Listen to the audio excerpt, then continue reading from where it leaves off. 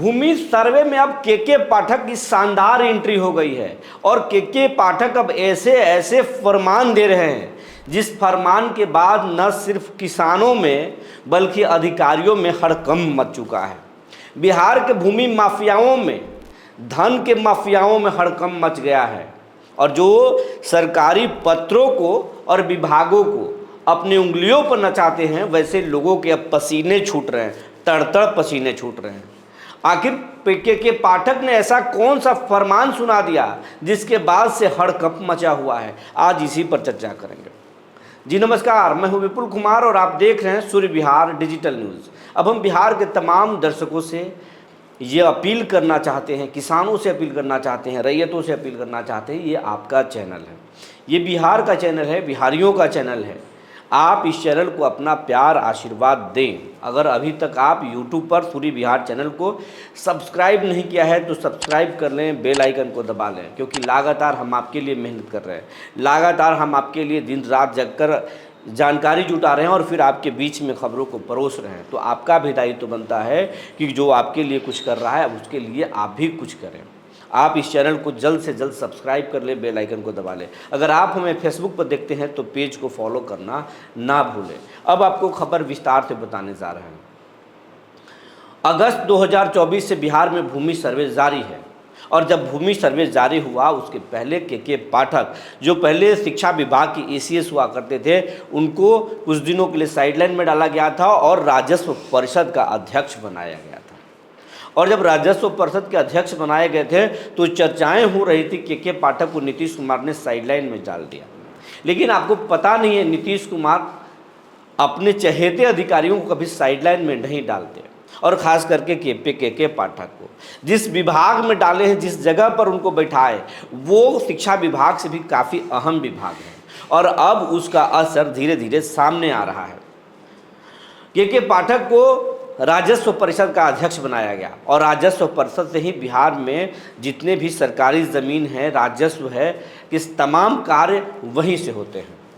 और जो नीलाम पत्र, जो संपत्ति, बैंकों के संपत्ति, सरकारी संपत्तियों को नहीं देते हैं और जिन पर नीलाम पत्र, सर्टिफिकेट केस जारी होता है, उस सर्टिफिकेट केस को बड़े बड़े लोग साधारण चीज़ समझते हैं और कुछ नोटिस नहीं लेते और सरकारी दफ्तरों में एक फ़ाइल जो है ऊंची हो जाती है और उसको कोई देखता नहीं है।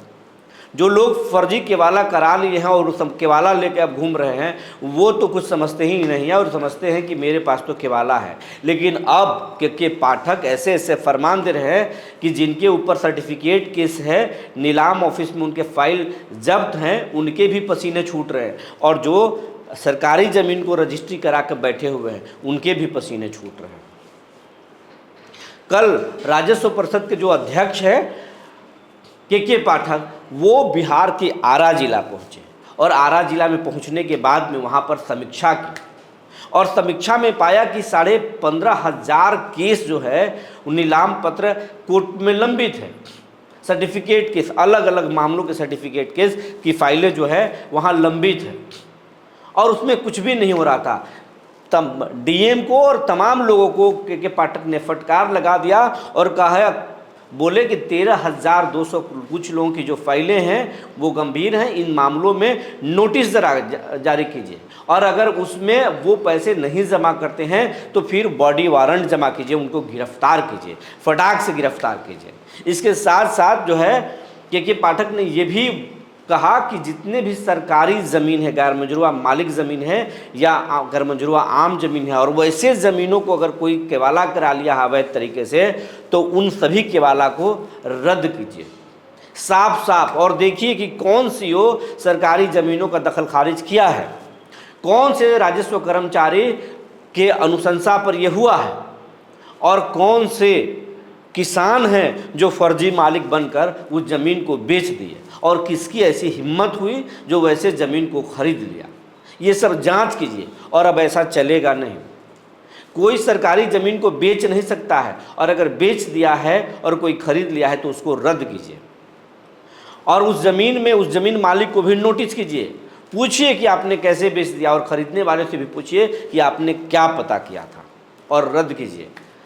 अब इस आदेश के बाद से हड़कंप मचा हुआ और ये एक ज़िले की बात नहीं है, ये पूरे बिहार भर में ऐसे लाखों किसान भरे पड़े हैं जो गर्मजुरुआ मालिक ज़मीन को रजिस्ट्री कराकर बैठे हुए हैं, रसीद कटा के बैठे हुए हैं। लेकिन अब वैसे किसानों के पसीने छूट रहे हैं, क्योंकि जब जो भी किसान जा कर के भूमि सर्वे ऑफिस में शिविर में कागजात जमा किए हैं, अब शिविरों से बताया जा रहा है कि देखिए साहब, हमारे पास तो सरकारी ज़मीनों का ये लिस्ट है और आपका जो केवाला है ये उसी लिस्ट से बता रहा है कि सरकारी ज़मीन आप का रजिस्ट्री लेके घूम रहे हैं, ये नहीं चलेगा। अब ये बातें जो है अब सोसाइटी में, समाज में घूम रहा है, किसानों के बीच में घूम रहा है और पसीने छूट रहे हैं। अगर कुछ बात भी बनती, लेकिन अब के पाठक हैं और के पाठक तो बोल रहे हैं कि न सिर्फ केवाला रद्द कीजिए, बल्कि ऐसे फर्जीवाड़ा करने वाले सीईओ हो या फिर ज़मीन बेचने वाले मालिक, सबको गिरफ्तार कीजिए। देखिए उसमें कौन गलत है और क्या किया है।